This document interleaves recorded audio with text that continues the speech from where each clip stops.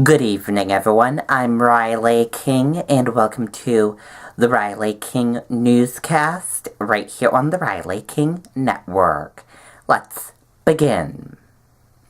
First up, ice jams cause flooding, road closures across New Hampshire. Let's take a listen to the video from WMUR News 9, Mike Cherry. Winter is here. Be prepared with Nissan Intelligent Mobility Technologies, like available intelligent all-wheel drive, which adapts on the fly when it detects a change in driving conditions, instantly redirecting power to help you ride out the storm safely. Intelligent all-wheel drive and all-mode four-wheel drive, available on Nissan's family of SUVs. Take on today and lease the Rogue family for $159 per month, or get a low $239 per month lease on Pathfinder. Oh, they're shaping up all right, Aaron. Yeah, we just started to get there was a brief glimpse of sunlight, and then now this overcast is coming down, and so is the freezing rain as temperatures continue to dip below freezing out here in Plymouth. And again, as you mentioned, flooding has become a concern, especially with the ice jams just up and down the Pemigewasset. Let's take a look right down the street here. This is right off 175A, a student parking lot at Plymouth State University, resembling a lake as water from the Pemigewasset River covered it. You can see a little bit of water right now has overflown right onto 175A. Thankfully, PSU is not in session, so no cars were affected. And while the situation is pretty cosmetic right there, at worst, flooding is evident up and down the river. Several roads, as you mentioned, have been closed, including exit 25 off 93 South. In Sharon, Route 123 near the Sharon Arts Center also closed. And in Newport, there's a detour along Elm on 11. And earlier, one lane of 89 northbound on Grantham was temporarily closed so crews could remove a vehicle that was stuck out there. Now, according to Holderness Police, no other parts of Plymouth State University or any nearby businesses have been impacted by the rising waters. They say the water is receding quickly. Of course, the other threat will be the freezing rain that, again, just starting to come down within the last hour, and that means there, of course, are slick roads, very slick walkway surfaces, so you're going to have to be very careful if you decide to leave your house. And this is just the start. Of course, there will be potentially more things. You just never know what's going to happen when you have an ice jam up and down the Pemigewasset River. Reporting live in Plymouth, Mike Cherry, WMUR News 9. Okay, and there you go on that video and that report.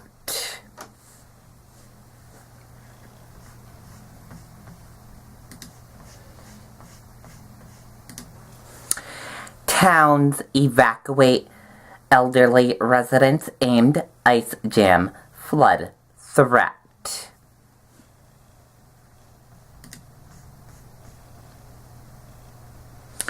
Let's take a listen to the video from WCVB Boston.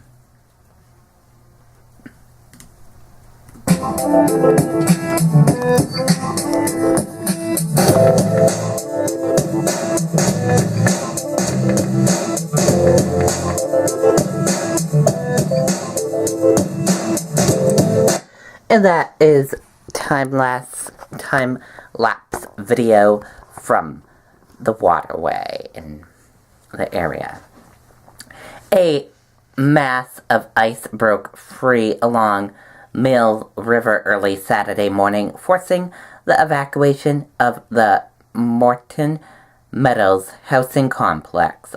Hawthorne Town Manager Sean Saqui said the buildup of ice and potential for rapid flooding prompted the evacuation of the housing complex for the elderly, Saqui said. Officials said the initial rush of ice caused several hangars that secure a 10-inch water main to the underside of the bridge that crosses the river to be swept downstream. A portion of the water main was shut down as a precaution, but the town said no customers were impacted. Residents of the 28-unit housing complex were taken to the town hall until family and friends could assist. Firefighters in Orange, downstream of the ice jam, were on standby for possible flooding and evacuations, officials said. And here is a look at that photo they took. And here's a Facebook photo of those, as you can see. But nothing major happened.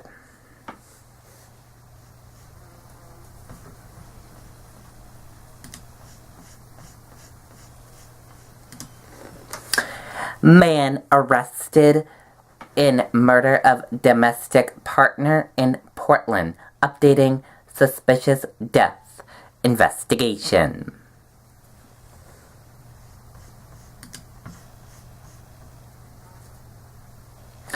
Portland police announced the arrest of Anthony Ling, 40, in the murder of his domestic partner, Soka Kwan, 36. The announcement came at a Saturday morning press conference updating the nearly week-long investigation into what was first deemed a suspicious death on Dorothy Street on January 7th. Police say 2 children aged 10 and 15 were inside the home when police responded to a 911 call of shots being fired at that address, but both were removed unarmed. Police said Saturday that those children are now in care of relatives. The autopsy that Kanu died from several gunshot wounds, and her death was ruled a homicide. Ling was taken into custody before 9 a.m. Saturday, but the department is still hoping to get information from anyone who may have witnessed or have knowledge of the incident. Anyone with information can call police at 207-874-8575. Police also issued a call to anyone who is or known someone who is experiencing domestic violence to contact them. They can also reach out to Family Crisis Service at 1-800-537-6066 to reach a hotline that provides safety advice and resources available to those victims.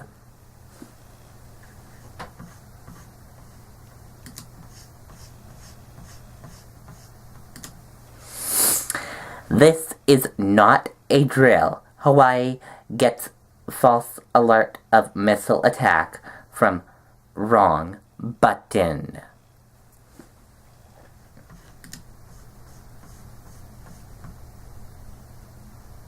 People in Hawaii woke up Saturday to emergency alerts sent to their mobile phones and broadcast on radio and TV warning of an imminent ballistic missile attack.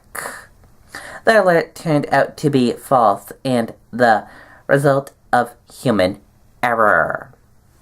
But for more than 30 minutes it took before a corrected message was broadcast. The alert caused panic around the state.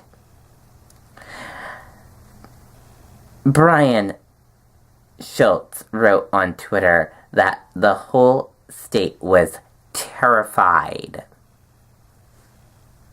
The false emergency alert apparently happened because the wrong button was pushed. Hawaii House Speaker Scott Skiakai said in a statement. He added, apparently the wrong button was pushed and it took over 30 minutes for a correction to be announced.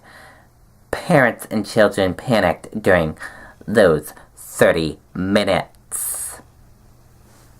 The emergency alert was sent to people's mobile phones in Hawaii starting at about 8:07 a.m. local time with the startling words, all in caps, ballistic missile threat inbound to Hawaii. Seek immediate shelter. This is not a drill.